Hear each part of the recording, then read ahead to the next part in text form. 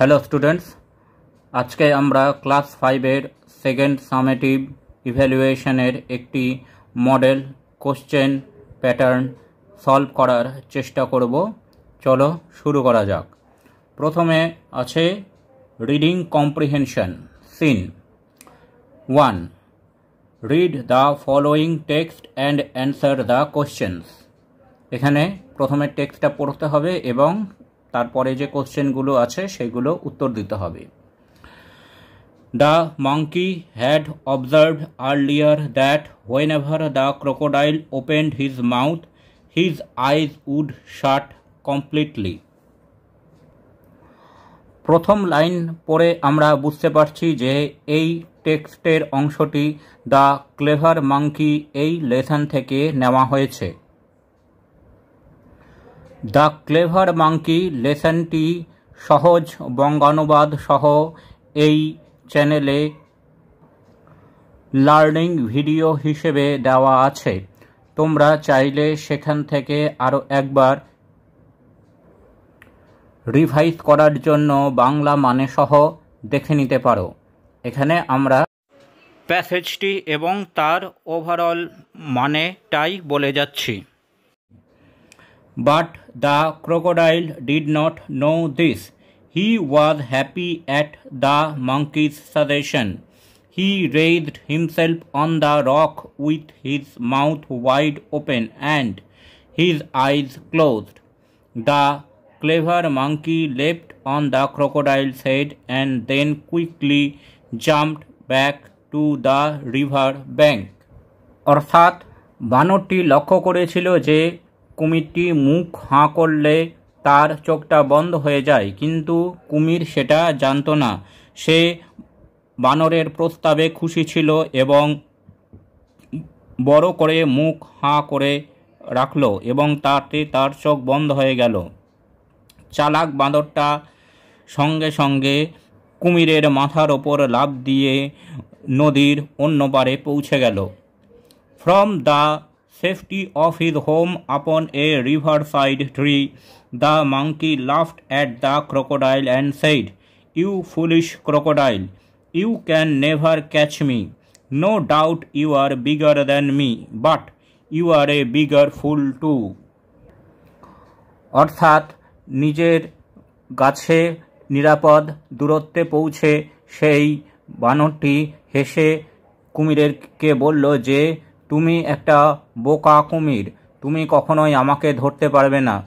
কোনো সন্দেহ নেই তুমি আমার থেকে অনেক বড়, কিন্তু তুমি অনেক বড় বোকাও। এইবার প্রথমে এখানে বলেছে complete the sentences with information from the text. 1. The monkey had observe, বানরটি অবজার্ভ করেছিল। উত্তর হবে whenever the crocodile opened his mouth, his eyes would shut completely. তারপরে the crocodile was happy, কুমিরটি খুশি ছিল। বাকিটা হবে at the monkey's suggestion, অর্থাৎ বানরের প্রস্তাবে। এবার বিতে বলেছে write T for true and F for false statement in the boxes given, অর্থাৎ ঠিক হলে টি লিখতে হবে, ফলস বা ভুল হলে এফ লিখতে হবে। The monkey jumped into the crocodile's open mouth, বানরটি কুমিরের খোলা মুখের মধ্যে লাফ দিয়েছিল। এটি হবে এফ, অর্থাৎ ফলস, মানে এটি ভুল। তারপরে 2 নম্বরে বলেছে the monkey returned to his home safely, বানরটি নিরাপদে তার বাড়িতে পৌঁছেছিল। এটি হবে টি, অর্থাৎ ট্রু, অর্থাৎ এটি ঠিক। 3 নম্বরে বলেছে the crocodile was cleverer than the monkey, কুমিরটি ছিল বানরের থেকে চালাক। এটি এফ, অর্থাৎ ফলস, মানে ভুল। এবার 2 নম্বরে গ্রামার আর ভোকাবুলারির কোশ্চেন দেওয়া আছে। এখানে বলেছে let's fill the following chart with the suitable verb forms, অর্থাৎ যে ভার্ব ফর্মগুলি ভার্বের তিনটি ফর্ম প্রেজেন্ট, পাস্ট আর পাস্ট পার্টিসিপল, যে ভার্ব ফর্মটি যেটা দেওয়া আছে সেইটা বাকি রেখে বাকি যেগুলো দেওয়া নেই সেইগুলো আমাদেরকে লিখতে হবে। এখানে প্রথমে 1 নম্বরে দেওয়া আছে ওয়েন্ট, 2 নম্বরে দেওয়া আছে পাস্ট পার্টিসিপলে দেওয়া আছে শোন এবং 3 নম্বরে প্রেজেন্ট ফর্মে দেওয়া আছে গিভ। তাহলে 1 নম্বরে পাস্ট ফর্মে আছে ওয়েন্ট, সেটার প্রেজেন্ট ফর্মে হবে গো এবং পাস্ট পার্টিসিপল ফর্মে হবে গান। দ্বিতীয় পাস্ট পার্টিসিপল ফর্ম আছে শোন, শোনের প্রেজেন্ট ফর্ম হবে শো এবং পাস্ট ফর্ম হবে শোড। 3 নম্বরে প্রেজেন্ট ফর্মে দেওয়া আছে গিভ, সেটার পাস্ট ফর্ম হবে গেভ এবং পাস্ট পার্টিসিপল ফর্ম হবে গিভেন, GIVEN। এবার বিতে বলেছে fill in the blanks with preposition, আমাদেরকে প্রিপোজিশন দিয়ে এই শূন্যস্থানগুলি পূরণ করতে হবে। 1. Jhumpa goes to school dash foot, Jhumpa স্কুলে যায়, উত্তর হবে বাই ফুট। তারপরে 2 নম্বরে বলেছে পারমিতা লিভস ড্যাশ কাটোয়া, পারমিতা বাস করে, 2 নম্বরের উত্তর হবে ইন কাটোয়া।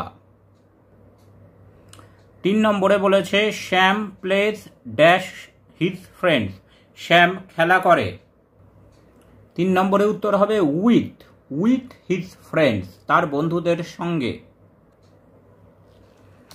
4 নম্বরে বলেছে she gets dash at 5 o'clock, সে ওঠে,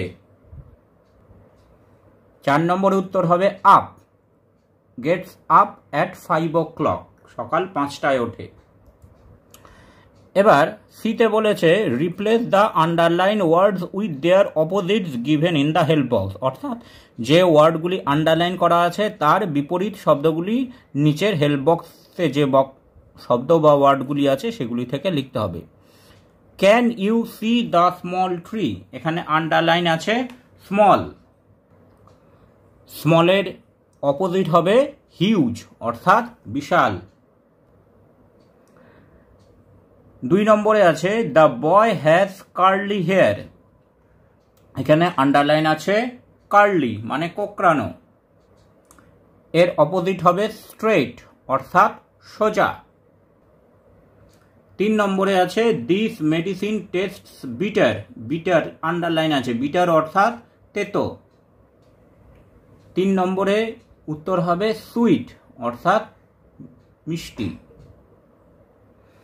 এইবার 3 নম্বরে একটি প্যারাগ্রাফ লিখতে বলেছে, write a paragraph on motherland, অর্থাৎ মাতৃভূমি ওপর একটি রচনা লিখতে হবে। এটা আমরা এভাবে লিখতে পারি, motherland, India is my motherland, Bharat আমার মাতৃভূমি। I love my country very much, আমি আমার দেশকে খুব ভালোবাসি। The capital of India is New Delhi, ভারতের ক্যাপিটাল অর্থাৎ রাজধানী হচ্ছে New Delhi. India has a rich culture and heritage, ভারতের খুবই উন্নত সংস্কৃতি এবং ঐতিহ্য আছে। India has a vast system of rivers and canals, আমাদের দেশে নদী এবং জলাশয়ের বিস্তারিত শাখা প্রশাখা বিদ্যমান। It is the largest democracy in the world, Bharat হচ্ছে পৃথিবীর সবচেয়ে বৃহৎ গণতন্ত্র। Most of the people hair lives in villages, বেশিরভাগ মানুষ গ্রামে বসবাস করে। Thanks for watching this video, তোমরা ফেসবুক এবং ইমেলে কন্ট্যাক্ট করতে পারো।